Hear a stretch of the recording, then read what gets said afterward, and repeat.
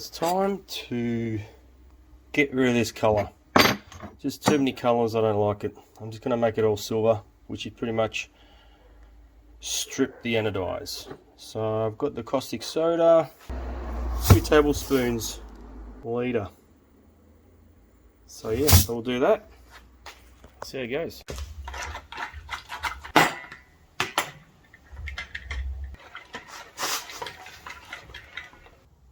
Doing its thing, I can see it lighting up.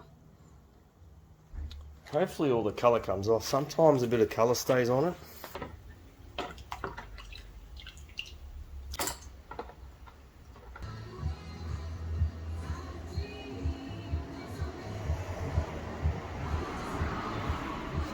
Alright, so it's been dipped in there. All I did was, because there's still stuff left on it, just while it's in the bucket, just sort of rinsing.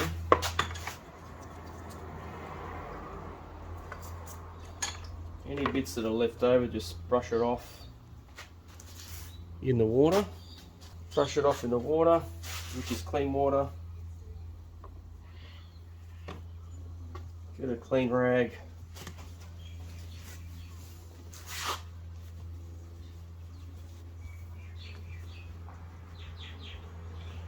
And that is it. So you'll get this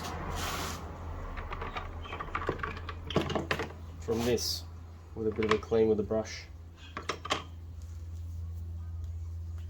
And the next one was this one. So as you can see, it's got all coloured stuff on there, but it'll come off.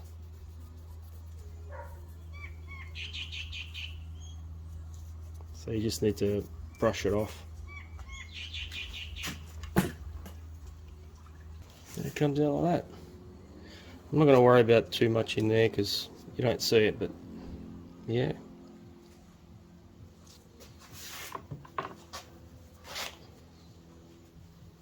And when there's specks, let's say you do want to get that out, and there's little bits of here and there, a bit lighter up here, you just dip it in for a second go.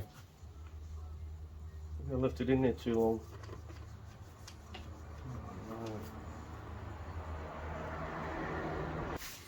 It's sort of clean up. It was cleaner than this before, but yeah. I could go for maybe, I don't know if it'll go darker again though. If I try more. I could polish this out, but it's not really something I want to do.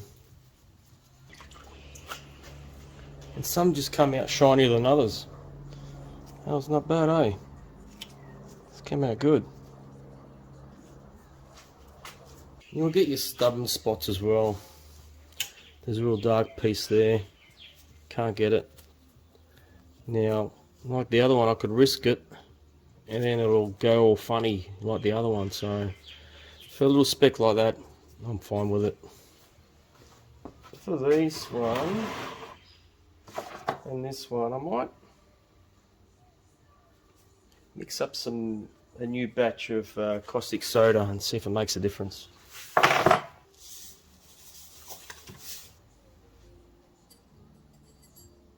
Well, I think it's a little better. Still not 100%. It's not as good as these, but I think it should be alright. So there we have it. All done. Not too bad. This one, I wouldn't say it's 100%, but they're not all different colours now, so that's the main thing. So I might just start putting this thing back together and see how far we get, eh? Did a video on the other locker, so I thought I might as well take a bit of footage of this, see if it helps someone really. So it's pretty much, you pull your diff apart, that'll be on there. You don't need that anymore.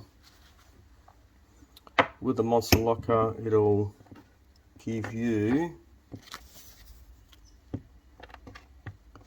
these 4 screws and 2 pins. So you don't use the original pins because they're shorter. Yeah, this big. You come to think of it, years ago when I was snapping pins with the OBR, because all I remember all I got was this, and I got it really cheap, second hand. Whereas buying a brand new, obviously you get the whole lot. So you get 2 long pins, 4 little screws, bolts, and an O-ring to keep the pin in. So maybe that's why I was snapping the pins on there, because I wasn't putting the right ones in there. So, okay, it did have power, but maybe it wasn't all that. But anyway, so then you line up that slot with the pin, get a bit of Loctite, put the 4 screws in, and then on the other side,